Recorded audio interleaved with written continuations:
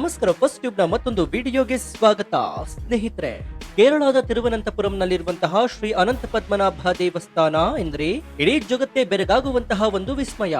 ಇಲ್ಲಿನ ನೆಲೆಮಹಾಳಿಗೆಯಲ್ಲಿರುವಂತಹ ರಹಸ್ಯ ಕೋಣೆಗಳಲ್ಲಿ ಅಂದ್ರೆ ವಾಲ್ಟ್ ಗಳಲ್ಲಿ ಸಿಕ್ಕಿರುವಂತಹ ಲಕ್ಷಾಂತರ ಕೋಟಿ ರೂಪಾಯಿ ಬೆಲೆ ಬಾಳುವ ಚಿನ್ನ, ವಜ್ರ ಮತ್ತು ವೈಡೂರ್ಯಗಳನ್ನ ನೋಡಿ ಇಡೀ ಪ್ರಪಂಚವೇ ದಂಗಾಗಿತ್ತು.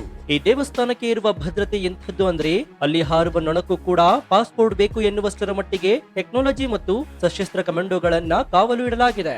ಆದ್ರೆ ಅಂತಹ ಜಗತ್ತಿನ ನಂಬರ್ 1 ಭದ್ರಕೋಟೆಯಲ್ಲಿ ಈಗ ಭಾರಿ ಸೆಕ್ಯೂರಿಟಿ ಬ್ರಿಚ್ ಆಗಿದೆ. ಹೌದು, ದೇವರ ಸ್ವತಃ ನಾಡು ಕೇರಳದಿಂದ ಇದೀಗ ಇಡೀ ಹಿಂದೂ ಸಮಾಜವೇ ಬೆಚ್ಚಿ ಬೀಳಿಸುವಂತಹ ಒಂದು ಸ್ಫೋಟಕ ಸುದ್ದಿ ಹೊರಬಿದ್ದಿದೆ. ಶ್ರೀ ಅನಂತ ಪದ್ಮನಾಭನಿಗೆ ಸೇರಿರುವ ಅತ್ಯಂತ ಬೆಲೆ ಬಾಳುವ 78 ಗ್ರಾಂ ತೂಕದ ಚಿನ್ನ ಮತ್ತು ವಜ್ರ ಖಚಿತ ವೈರಮ್ನಾಮ ಎನ್ನುವಂತಹ ಐತಿಹಾಸಿಕ ಆಭರಣ ದೇವಸ್ಥಾನದ ಸ್ಟ್ರಾಂಗ್ ರೂಮ್ ನಿಂದಲೇ ನಿಗೂಢವಾಗಿ ನಾಪತ್ತೆಯಾಗಿದೆ. ಅಷ್ಟಕ್ಕೂ ಹಗಲು ರಾತ್ರಿ ಕಮಾಂಡೋಗಳ ಕಾವಲಿನಲ್ಲಿರುವಂತಹ ಈ ಗರ್ಭಗುಡಿಯಿಂದ ಆ ವಜ್ರದ ಆಭರಣ ನಾಪತ್ತೆಯಾಗಲು ಹೇಗೆ ಸಾಧ್ಯವಾಯಿತು? ಇದು ದೇವಸ್ಥಾನದ ಆಡಳಿತ ಮಂಡಳಿಯ ಒಳಗಿನವರೇ ಮಾಡಿರುವಂತಹ ಕರಮತ್ತಾಗಿದ್ಯಾ ಅಥವಾ ಅಂತಾರಾಷ್ಟ್ರೀಯ ಆಂಟಿಕ್ ಸ್ಮಗ್ಲಿಂಗ್ ಮಾಫಿಯಾದ ಕರಾಳ ಹಸ್ತ್ರ ಇದರ ಹಿಂದೆ ಇದೆಯಾ? ಸುಪ್ರೀಂ ಕೋರ್ಟ್ ನ ಕಟ್ಟುನಿಟ್ಟಿನ ನಿಗಾದಲ್ಲಿರುವಂತಹ ಈ ದೇವಸ್ಥಾನದಲ್ಲಿ ಇಂತಹ ಕಳ್ಳತನ ನಡೆದಿದ್ದು ಕೇರಳ ಪೊಲೀಸರ ಭಾರಿ ದೊಡ್ಡ ಫೇಲ್ಯೂರ್ ಅಂತ ತೋರಿಸ್ತಾ ಇದೆಯಾ? ಬನ್ನಿ ಇವತ್ತಿನ ಎಕ್ಸ್ಕ್ಲೂಸಿವ್ ಡೀಟೇಲ್ ರಿಪೋರ್ಟ್ ನಲ್ಲಿ ಭಕ್ತರ ನಿದ್ದೆಗೆಡಿಸಿರುವಂತಹ ಈ ಆಭರಣ ನಾಪತ್ತೆ ಪ್ರಕರಣದ ಪ್ರತಿಯೊಂದು ಗುಟ್ಟನ್ನ ಎಳೆಯಾಗಿ ಬಿಚ್ಚಿಡೋಣ. ನಮ್ಮ ಸನಾತನ ಧರ್ಮದ ಆಸ್ತಿಯ ರಕ್ಷಣೆಗೆ ಸಂಬಂಧಿಸಿದ ಈ ಸ್ಫೋಟಕ ಮಾಹಿತಿಯನ್ನು ಪ್ರತಿಯೊಬ್ಬ ಭಾರತೀಯನು ತಿಳಿದುಕೊಳ್ಳಬೇಕು. ಹೀಗಾಗಿ ವಿಡಿಯೋವನ್ನ ಎಲ್ಲೂ ಸ್ಕಿಪ್ ಮಾಡದೆ ಕೊನೆವರೆಗೂ ನೋಡಿ. ಸೊ ವಿಡಿಯೋವನ್ನ ಶುರು ಮಾಡೋಣ. ಆದ್ರೆ ಅದಕ್ಕೂ ಮುನ್ನ ಅನಂತ ಪದ್ಮನಾಭ ದೇವಾಲಯದ ಚಿನ್ನ ಕಳ್ಳತನದ ಹಿಂದೆ ದೇವಸ್ಥಾನದ ಆಡಳಿತ ಮಂಡಳಿಯವರ ಕೈವಾಡ ಇದೆ ಅಂತ ನಿಮ್ಗೆ ಅನ್ಸಿದ್ರೆ ಎಸ್ ಅಂತ ಕಮೆಂಟ್ ಮಾಡಿ ಹಾಗೂ ವಿಡಿಯೋಗೆ ಲೈಕ್ ಕೊಡಿ. ಸ್ನೇಹಿತರೆ, ಈ ಭಾರಿ ದೊಡ್ಡ ವಿವಾದದ ಅಸಲಿ ಕಥೆ ಅರ್ಥವಾಗಬೇಕಾದ್ರೆ ನೀವು ಮೊದಲು ನಾಪತ್ತೆಯಾಗಿರುವ ಆ ಒಡವೆಯ ಮಹತ್ವವನ್ನ ಅರ್ಥ ಮಾಡ್ಕೊಳ್ಬೇಕಾಗತ್ತೆ. ಅನಂತ ಪದ್ಮನಾಭ ಸ್ವಾಮಿ ದರ್ಶನ ಪಡೆದವರಿಗೆ ಗೊತ್ತಿರುತ್ತೆ, ದೇವರ ಹಣೆಯ ಮೇಲೆ ಒಂದು ಪ್ರಕಾಶಮಾನವಾದಂತಹ ನಾಮವನ್ನ ಅಲಂಕಾರ ಮಾಡಲಾಗಿರುತ್ತೆ. ಈಗ ನಾಪತ್ತೆಯಾಗಿರುವ ಆಭರಣ ಅದೇ ವೈರಂ ನಾಮ. ಇದು ಕೇವಲ ಸಾಮಾನ್ಯ ಚಿನ್ನದ ಆಭರಣವಲ್ಲ, ಇದು ಬರೋಬ್ಬರಿ 78 ಗ್ರಾಂ ಅಪ್ಪಟ ಬಂಗಾರದಿಂದ ಮಾಡಲ್ಪಟ್ಟಿದ್ದಂತಹ ಮತ್ತು ಇದರ ಮೇಲೆ ಅತ್ಯಂತ ಅಪರೂಪವಾದಂತಹ ಬೆಲೆ ಕಟ್ಟಲಾಗದಂತಹ ವಜ್ರಗಳನ್ನ ಕೆತ್ತಲಾಗಿದೆ. ತಿರುವಾಂಕೂರು ರಾಜಮನೆತನದವರು ನೂರಾರು ವರ್ಷಗಳ ಹಿಂದೆ ದೇವರಿಗೆ ಅರ್ಪಿಸಿದ್ದ ಈ ಆಭರಣಕ್ಕೆ ಮಾರುಕಟ್ಟೆಯಲ್ಲಿ ಕೇವಲ ಚಿನ್ನದ ಬೆಲೆ ಇರಬಹುದು, ಆದ್ರೆ ಇದರ ಐತಿಹಾಸಿಕ ಮತ್ತು ಪಾರಂಪರಿಕ ಬೆಲೆ ಕೋಟ್ಯಾಂತರ ರೂಪಾಯಿಗಳಾಗಿವೆ. ಇಂತಹ ಪವಿತ್ರವಾದ ಒಡವೆ ಈಗ ಭದ್ರತಾ ಕೊಠಡಿಯಿಂದ ಮಾಯವಾಗಿದೆ. ನಿಮ್ಮ ತಲೆಯಲ್ಲಿ ಬರುವ ಮೊದಲನೇ ಪ್ರಶ್ನೆ ಅಂದ್ರೆ, ಇಷ್ಟೊಂದು ಭದ್ರತೆ ಇರುವ ಜಾಗದಲ್ಲಿ ಕಳ್ಳತನ ಆಗಲು ಹೇಗೆ ಸಾಧ್ಯ ಎನ್ನುವುದು. ಪದ್ಮನಾಭ ದೇವಸ್ಥಾನ ಭದ್ರತೆಯನ್ನ ಕೇವಲ ಸಾಮಾನ್ಯ ಪೊಲೀಸರು ನೋಡ್ಕೊಳ್ತಾ ಇಲ್ಲ. ಇಲ್ಲಿ ಅತ್ಯಾಧುನಿಕ ಮೆಟಲ್ ಡಿಟೆಕ್ಟರ್ಗಳು, ಮೂಲೆ ಮೂಲೆಯಲ್ಲಿ ಸಿಸಿಟಿವಿ ಕ್ಯಾಮೆರಾಗಳು ಮತ್ತು ಕೇರಳದ ಸ್ಪೆಷಲ್ ಆರ್ಮ್ಡ್ ಪೊಲೀಸ್ ಪಡೆಯ ಕಮಾಂಡೋಗಳು ಹಗಲು ರಾತ್ರಿ ಗಸ್ತು ತಿರುಗ್ತಾ ಇರ್ತಾರೆ. ಒಳಗೆ ಹೋಗುವ ಅರ್ಚಕರು ಮತ್ತು ಅಧಿಕಾರಿಗಳನ್ನ ಕೂಡ ತೀವ್ರ ತಪಾಸಣೆಗೆ ಒಳಪಡಿಸಲಾಗುತ್ತೆ. ಆಭರಣಗಳನ್ನ ಇಡುವ ಸ್ಟ್ರಾಂಗ್ ರೂಮ್ಗೆ ಹೋಗ್ಬೇಕಾದ್ರೆ multiple lock system, biometric password ಗಳನ್ನ ಕೂಡ ದಾಟಬೇಕು. ಇಷ್ಟೆಲ್ಲ ಉಕ್ಕಿನ ಕವಚವಿದ್ರೂ ಕೂಡ ಆಭರಣ ಹೊರಗೆ ಬಂದಿದೆ ಅಂದ್ರೆ ಅದರ ಅರ್ಥ ಭದ್ರತಾ ವ್ಯವಸ್ಥೆಯಲ್ಲಿ ಒಳಗಿನವರೇ ಭಾರಿ ದೊಡ್ಡ ಕಣ್ಣ ಕೊರೆದಿದ್ದಾರೆ ಅಂತ ಅರ್ಥ. ಈ ಆಭರಣ ನಾಪತ್ತೆಯಾಗಿರುವ ವಿಚಾರ ಬೆಳಕಿಗೆ ಬಂದಿದ್ದು ಈಗ ನಡೀತಾ ಇರುವಂತಹ ವಿಶೇಷ ಲೆಕ್ಕ ಪರಿಶೋಧನೆ ಅಂದ್ರೆ ಇಂಟರ್ನಲ್ ಆಡಿಟ್ ಸಮಯದಲ್ಲೇ. ಸುಪ್ರೀಂ ಕೋರ್ಟ್ ನ ಆದೇಶದ ಮೇರೆಗೆ ದೇವಸ್ಥಾನದ ಆಡಳಿತ ಮಂಡಳಿಯು ಕಾಲಕಾಲಕ್ಕೆ ಆಭರಣಗಳ ಎಣಿಕೆ ಮತ್ತು ಲೆಕ್ಕ ಪರಿಶೋಧನೆಯನ್ನ ಮಾಡಲೇಬೇಕು. ಕಳೆದ ತಿಂಗಳು ಆಡಿಟರ್ಗಳು ದೇವರಿಗೆ ನಿತ್ಯ ಅಲಂಕಾರ ಮಾಡುವ ಆಭರಣಗಳ ರಿಜಿಸ್ಟರ್ ಬುಕ್ ಅನ್ನ ಪರಿಶೀಲನೆ ಮಾಡ್ತಾ ಇರಬೇಕಾದ್ರೆ ಈ 78 ಗ್ರಾಂ ತೂಕದ ವೈರನಾಮ ಆಭರಣ ಲೆಕ್ಕ ಸಿಕ್ಕಿಲ್ಲ. ಸ್ಟ್ರಾಂಗ್ ರೂಮ್ ನ ಮೂಲೆ ಮೂಲೆಯನ್ನು ಹುಡುಕಿದ್ರು ಕೂಡ ಆಭರಣ ಪತ್ತೆಯಾಗಿಲ್ಲ. ತಕ್ಷಣವೇ ದೇವಸ್ಥಾನದ ಆಡಳಿತ ಮಂಡಳಿಗೆ ರಿಪೋರ್ಟ್ ಮಾಡಿ ಇದು ಕೇವಲ ಮಿಸ್ಪ್ಲೇಸ್ ಆಗಿಲ್ಲ, ಬದಲಾಗಿ ಕಳ್ಳತನವಾಗಿದೆ ಎನ್ನುವ ಸ್ಫೋಟಕ ಮಾಹಿತಿಯನ್ನ ಆಡಿಟರ್ಗಳು ಹೊರಹಾಕಿದ್ದಾರೆ. ಸ್ನೇಹಿತರೆ, ಇಂತಹ ಹೈ ಸೆಕ್ಯೂರಿಟಿ ಝೋನ್ ನಿಂದ ಹೊರಗಿನ ಯಾರೋ ಸಾಮಾನ್ಯ ಕಳ್ಳ ಬಂದು ಕದಿಯಲು 100% ಸಾಧ್ಯವಿಲ್ಲ. ಇಷ್ಟು ಪಕ್ಕಾ ಇನ್ಸೈಡ್ ಜಾಬ್ ಎನ್ನುವುದು ತನಿಖಾಧಿಕಾರಿಗಳ ಮೊದಲ ಲೆಕ್ಕಾಚಾರವಾಗಿದೆ. ಯಾರಿಗೆ ಸ್ಟ್ರಾಂಗ್ ರೂಮ್ ನ ಕೀಲಿಕೈಗಳ ಆಕ್ಸೆಸ್ ಇದೆಯೋ, ಯಾರು ನಿತ್ಯ ದೇವರ ಅಲಂಕಾರದ ಉಸ್ತುವಾರಿ ನೋಡ್ಕೊಳ್ತಾ ಇದ್ದಾರೋ ಅವರ ಮೇಲೆಯೇ ಈಗ ಅತಿ ದೊಡ್ಡ ಅನುಮಾನದ ಮುಳ್ಳು ತಿರುಗಿದೆ. ಕೇವಲ ಅರ್ಚಕರು ಮಾತ್ರವಲ್ಲದೆ ದೇವಸ್ಥಾನದ ಉನ್ನತ ಮಟ್ಟದ ಅಧಿಕಾರಿಗಳು, ಭದ್ರತಾ ಸಿಬ್ಬಂದಿಯ ಕಣ್ತಪ್ಪಿಸಿ ಈ ವಜ್ರದ ಆಭರಣ ಹೊರಗೆ ಹೋಗಲು ಸಾಧ್ಯವೇ ಇಲ್ಲ.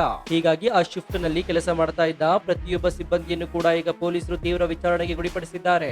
ಈ ಕಳ್ಳತನ ಎಷ್ಟು ವ್ಯವಸ್ಥಿತವಾಗಿ ನಡೆದಿದೆ ಅಂದ್ರೆ ಕಳ್ಳರು ಸಿಸಿ ಕ್ಯಾಮೆರಾಗಳ ಕಣ್ತಪ್ಪಿಸಲು ಭಾರಿ ದೊಡ್ಡ ಪ್ಲಾನ್ ಅನ್ನ ಮಾಡಿದ್ದಾರೆ. ದೇವಸ್ಥಾನದ ಒಳಗೆ ನೂರಾರು ಕ್ಯಾಮೆರಾಗಳಿವೆ, ಆದ್ರೆ ಆಭರಣಗಳನ್ನ ಸ್ಟ್ರಾಂಗ್ ರೂಮ್ ನಿಂದ ಗರ್ಭಗುಡಿಗೆ ತೆಗೆದುಕೊಂಡು ಹೋಗುವ ದಾರಿಯಲ್ಲಿ ಕೆಲವು ಬ್ಲೈಂಡ್ ಸ್ಪಾಟ್ ಗಳಿವೆ. ಅಂದ್ರೆ ಕ್ಯಾಮೆರಾದ ಕಣ್ಣಿಗೆ ಕಾಣದ ಜಾಗಗಳಿವೆ. ಕಳ್ಳರು ಅದೇ ಜಾಗದಲ್ಲಿ ಈ ಆಭರಣವನ್ನು ಎಗರಿಸಿದ್ದಾರೆ ಎನ್ನುವ ಅನುಮಾನಗಳಿವೆ. ಇದಷ್ಟೇ ಅಲ್ಲದೆ ಘಟನೆ ನಡೆದ ದಿನ ಕೆಲವು ಕ್ಯಾಮೆರಾಗಳು ಟೆಕ್ನಿಕಲ್ ಪ್ರಾಬ್ಲಮ್ ನಿಂದ ಆಫ್ ಆಗಿದ್ದಾವ ಎನ್ನುವ ಬಗ್ಗೆಯೂ ಕೂಡ ಈಗ ಸೈಬರ್ ಎಕ್ಸ್ಪರ್ಟ್ ಗಳು ತನಿಖೆ ಮಾಡ್ತಾ ಇದ್ದಾರೆ. ಇದು ಒಂದು ದಿನದ ಪ್ಲಾನ್ ಅಲ್ಲ, ಬದಲಾಗಿ ತಿಂಗಳುಗಟ್ಟಲೆ ಸ್ಕೆಚ್ ಹಾಕಿ ಮಾಡಿರುವಂತಹ ಬೃಹತ್ ಕಳ್ಳತನ ಎನ್ನುವುದು ಸ್ಪಷ್ಟವಾಗ್ತಾ ಇದೆ. ಕಳ್ಳತನವಾಗಿರುವುದು ಕೇವಲ 78 ಗ್ರಾಂ ಚಿನ್ನವಲ್ಲ, ಬದಲಾಗಿ ಅದೊಂದು ಐತಿಹಾಸಿಕ ಆಂಟಿಕ್ ಪೀಸ್ ಆಗಿದೆ. ಇಂತಹ ನೂರಾರು ವರ್ಷಗಳ ಹಳೆಯ ದೇವಸ್ಥಾನದ ಆಭರಣಗಳಿಗೆ ಅಂತಾರಾಷ್ಟ್ರೀಯ ಬ್ಲಾಕ್ ಮಾರ್ಕೆಟ್ ನಲ್ಲಿ ಭಾರಿ ದೊಡ್ಡ ಡಿಮ್ಯಾಂಡ್ ಇದೆ. ವಿದೇಶದಲ್ಲಿರುವಂತಹ ಕೆಲವು ಶ್ರೀಮಂತ ಕಲೆಕ್ಟರ್ಗಳು ಇಂತಹ ಆಭರಣಗಳಿಗೆ ಕೋಟ್ಯಾಂತರ ರೂಪಾಯಿ ಕೊಡಲು ಸಿದ್ಧರಾಗಿದ್ದಾರೆ. ಹೀಗಾಗಿ ಕಳ್ಳರು ಆ ಆಭರಣವನ್ನ ಕರಗಿಸಿ ಚಿನ್ನವನ್ನಾಗಿ ಮಾರ್ಪಡೋದಿಲ್ಲ, ಬದಲಾಗಿ ಅದನ್ನ ಸ್ಮಗ್ಲಿಂಗ್ ಮುಖಾಂತರ ದುಬೈ ಅಥವಾ ಯುರೋಪ್ ನಂತಹ ದೇಶಗಳಿಗೆ ಸಾಗಿಸುವ ಕಡಾಲ ಷಡ್ಯಂತರ ಅಡಗಿದೆ ಎನ್ನುವ ಆತಂಕ ಕೇರಳ ಪೊಲೀಸರನ್ನ ಕಾಡ್ತಾ ಇದೆ. ಒಮ್ಮೆ ಆಭರಣ ದೇಶದ ಗಡಿ ದಾಟಿದ್ರೆ ಅದನ್ನ ವಾಪಸ್ ತರುವುದು ಅಸಾಧ್ಯದ ಮಾತು. ಪದ್ಮನಾಭ ದೇವಸ್ಥಾನದ ಆಡಳಿತವು ಸುಪ್ರೀಂ ಕೋರ್ಟ್ನ ನಿರಂತರ ನಿಗಾದಲ್ಲಿದೆ. ಈ ಆಭರಣ ನಾಪತ್ತೆಯಾಗಿರುವ ವಿಚಾರವನ್ನ ಈಗ ಡೈರೆಕ್ಟ್ ಆಗಿ ಸುಪ್ರೀಂ ಕೋರ್ಟ್ನ ಗಮನಕ್ಕೆ ತರಲಾಗಿದೆ. ನಿಮ್ಮೆಲ್ಲರಿಗೂ ನೆನಪಿರಬಹುದು, ಈ ಹಿಂದೆ ಸುಪ್ರೀಂ ಕೋರ್ಟ್ ನೇಮಿಸಿದ್ದ ಅಮಿಕಸ್ ಕ್ಯೂರಿ ಗೋಪಾಲ್ ಸುಬ್ರಹ್ಮಣ್ಯಂ ಅವರು ಒಂದು ಬೆಚ್ಚಿ ಬೀಡಿಸುವ ವರದಿಯನ್ನು ಕೊಟ್ಟಿದ್ರು. ದೇವಸ್ಥಾನದಿಂದ ಸುಮಾರು 266 ಕೆಜಿ ಚಿನ್ನ ನಾಪತ್ತೆಯಾಗಿದೆ ಮತ್ತು ಆಭರಣಗಳ ತೂಕದಲ್ಲಿ ಭಾರಿ ವ್ಯತ್ಯಾಸವಿದೆ ಅಂತ ಕೋರ್ಟ್ಗೆ ತಿಳಿಸಿದ್ರು. ಈ ವರದಿಯ ಆಧಾರದ ಮೇಲೆ ಆಡಿಟ್ ನಡೆಸುತ್ತಿರಬೇಕಾದ್ರೇನೆ ಈಗ ಮತ್ತೊಂದು ಆಭರಣ ನಾಪತ್ತೆಯಾಗಿರುವುದು ದೇವಸ್ಥಾನದ ಆಡಳಿತ ವ್ಯವಸ್ಥೆಯ ಭಾರಿ ದೊಡ್ಡ ಲೋಪವನ್ನ ಎತ್ತಿ ತೋರಿಸ್ತಾ ಇದೆ. ಈ ಘಟನೆಯಿಂದ ಅತಿ ಹೆಚ್ಚು ಆಘಾತಕ್ಕೆ ಒಳಗಾಗಿರುವುದು ದೇವಸ್ಥಾನವನ್ನ ನೂರಾರು ವರ್ಷಗಳಿಂದ ಕಾಪಾಡಿಕೊಂಡು ಬಂದಿರುವಂತಹ ತಿರುವಾಂಕೂರು ರಾಜಮನೆತನ ಮತ್ತು ಲಕ್ಷಾಂತರ ಭಕ್ತಾದಿಗಳಿಗೆ. ರಾಜಮನೆತನದ ಸದಸ್ಯರು ಈ ಘಟನೆ ಬಗ್ಗೆ ತೀವ್ರ ಆಕ್ರೋಶ ವ್ಯಕ್ತಪಡಿಸಿದ್ದು, ದೇವಸ್ಥಾನದ ಆಡಳಿತದಲ್ಲಿ ಸರ್ಕಾರಿ ಅಧಿಕಾರಿಗಳ ಹಸ್ತಕ್ಷೇಪ ಹೆಚ್ಚಾದ ಮೇಲೆ ಇಂತಹ ಅವಘಡಗಳು ನಡೀತಾನೆ ಇವೆ ಅಂತ ಆರೋಪಿಸ್ತಾ ಇದ್ದಾರೆ.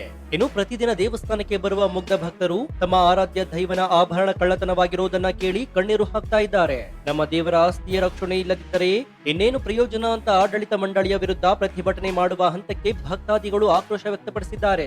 ಪ್ರಕರಣದ ಗಂಭೀರತೆಯನ್ನು ಅರಿತಿರುವಂತಹ ಕೇರಳ ಸರ್ಕಾರ ತಕ್ಷಣವೇ ಈ ಕೇಸನ್ನ ಹೈ ಲೆವೆಲ್ ಇನ್ವೆಸ್ಟಿಗೇಷನ್ಗೆ ಒಪ್ಪಿಸಿದೆ. ತಿರುವನಂತಪುರಂನ ಕಮಿಷನರ್ ನೇತೃತ್ವದಲ್ಲಿ ಒಂದು ಸ್ಪೆಷಲ್ ಟಾಸ್ಕ್ ಫೋರ್ಸ್ ಅನ್ನ ರಚನೆ ಮಾಡಲಾಗಿದೆ. ದೇವಸ್ಥಾನದ ಎಲ್ಲ ಸಿಬ್ಬಂದಿಯ ಫೋನ್ ಕಾಲ್ ರೆಕಾರ್ಡ್ಗಳನ್ನ ಅಂದ್ರೆ ಸಿಡಿಆರ್ ಡೀಟೇಲ್ಸ್ ಅನ್ನ ಪರಿಶೀಲನೆ ಮಾಡಲಾಗ್ತಾ ಇದೆ. ಘಟನೆ ನಡೆದ ದಿನ ಯಾರ್ಯಾರು ರಜೆಯಲ್ಲಿದ್ರು, ಅವರ ಬ್ಯಾಂಕ್ ಅಕೌಂಟ್ಗಳಿಗೆ ಯಾರಾದ್ರೂ ಅನುಮಾನಾಸ್ಪದ ಹಣ ಬಂದಿದ್ಯಾ ಅಥವಾ ಕಪ್ಪು ಹಣ ಏನಾದ್ರೂ ಬಂದಿದ್ಯಾ ಎನ್ನುವ ಕಂಪ್ಲೀಟ್ ಆರ್ಥಿಕ ತನಿಖೆ ಶುರುವಾಗಿದೆ. ಇದರ ಜೊತೆಗೆ ಇದು ಅಂತಾರಾಷ್ಟ್ರೀಯ ಸ್ಮಗ್ಲಿಂಗ್ ಜಾಲವಾಗಿರಬಹುದು ಎನ್ನುವ ಕಾರಣಕ್ಕಾಗಿ ಕೇಂದ್ರ ಗುಪ್ತಚರ ಸಂಸ್ಥೆಗಳು ಕೂಡ ಈ ಕೇಸ್ನಲ್ಲಿ ರಹಸ್ಯವಾಗಿ ಎಂಟ್ರಿ ಕೊಟ್ಟಿವೆ. ಪದ್ಮನಾಭ ದೇವಸ್ಥಾನ ಅಂದ್ರೆ ಎಲ್ಲರಿಗೂ ಕೂಡ ನೆನಪಾಗುವುದು ಇನ್ನೂ ತೆರೆಯದ ಆ ನಿಗೂಢವಾದಂತಹ ಬೀಕೋಣೆ. ಈ ಬೀಕೋಣೆಯಲ್ಲಿ ನಾಗಬಂಧನವಿದ್ದು ಅದನ್ನ ತೆರೆದ್ರೆ ಇಡೀ ಜಗತ್ತಿಗೆ ವಿನಾಶ ಕಾದಿದೆ ಎನ್ನುವ ನಂಬಿಕೆ ಇದೆ. ಈಗ ನಡೀತಾ ಇರುವಂತಹ ಆಡಿಟ್ ಮತ್ತು ಈ ಕಳ್ಳತನದ ಘಟನೆಯಿಂದಾಗಿ ಭಕ್ತರಲ್ಲಿ ಮತ್ತೊಂದು ಆತಂಕ ಶುರುವಾಗಿದೆ. ಕಳ್ಳರ ಕಣ್ಣು ಎಲ್ಲಾದ್ರೂ ಈ ನಿಗೂಢವಾಗಿರುವಂತಹ ಬೀಕೋಣೆಯ ಮೇಲೆ ಬಿದ್ದಿದ್ಯಾ, ಈ ಬೀಕೋಣೆಯ ಭದ್ರತೆಗೆ ಏನಾದ್ರೂ ಧಕ್ಕೆ ಆಯ್ತಾ ಎನ್ನುವಂತಹ ಭಯ ಜನರನ್ನ ಕಾಡ್ತಾ ಇದೆ. ಆಡಳಿತ ಮಂಡಳಿ ಭಕ್ತರ ಈ ಆತಂಕವನ್ನ ದೂರ ಮಾಡಲು ಭದ್ರತೆಯನ್ನ 100 ಪಟ್ಟು ಹೆಚ್ಚಿಸಬೇಕಾಗಿರುವ ಅನಿವಾರ್ಯತೆ ಕೂಡ ಇದೆ. ಈ ಘಟನೆಯಿಂದ ದೇವಸ್ಥಾನದ ಆಡಳಿತ ಮಂಡಳಿ ಒಂದು ದೊಡ್ಡ ಪಾಠವನ್ನ ಕಲಿಬೇಕಾಗಿದೆ. ಇನ್ಮುಂದೆ ಕೇವಲ ಹಳೆಯ ರಿಜಿಸ್ಟರ್ ಬುಕ್ ನಲ್ಲಿ ಲೆಕ್ಕ ಬರೆದಿದ್ರೆ ಸಾಲದು, ಪ್ರತಿಯೊಂದು ಬೆಲೆ ಬಾಳುವ ಆಭರಣ ಕಡ್ಡಾಯವಾಗಿ RFID ಟ್ಯಾಗ್ ಗಳನ್ನ ಅಳವಡಿಸಲೇಬೇಕಾಗುತ್ತೆ.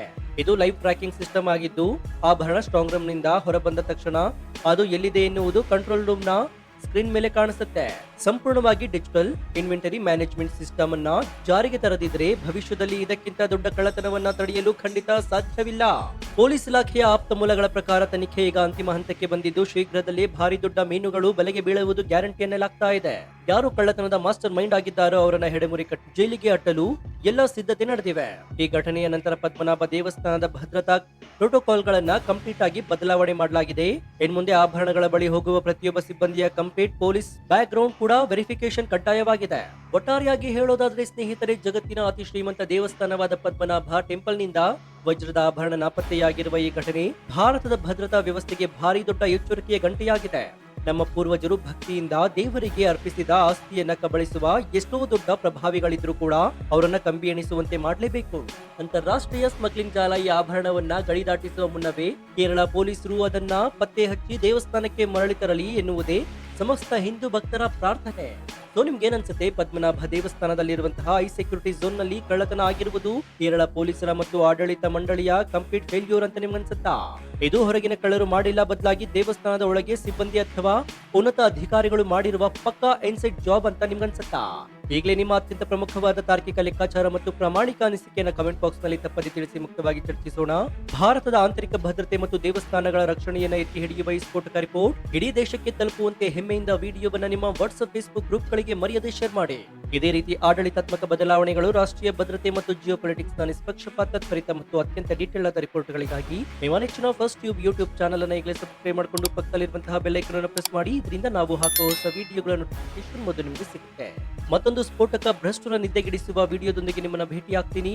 ಅಲ್ಲಿಯವರೆಗೂ ಎಚ್ಚರದಿಂದ ಇರಿ, ನಮ್ಮ ದೇಶದ ಸಂಸ್ಕೃತಿಯನ್ನ ಬೆಂಬಲಿಸಿ. ಇದಾಗಿತ್ತು ಈ ಕ್ಷಣದ ವಿಶೇಷ. ನೋಡ್ತಾ ಇರಿ ಫಸ್ಟ್ ಟ್ಯೂಬ್ ಕನ್ನಡ. ಧನ್ಯವಾದ.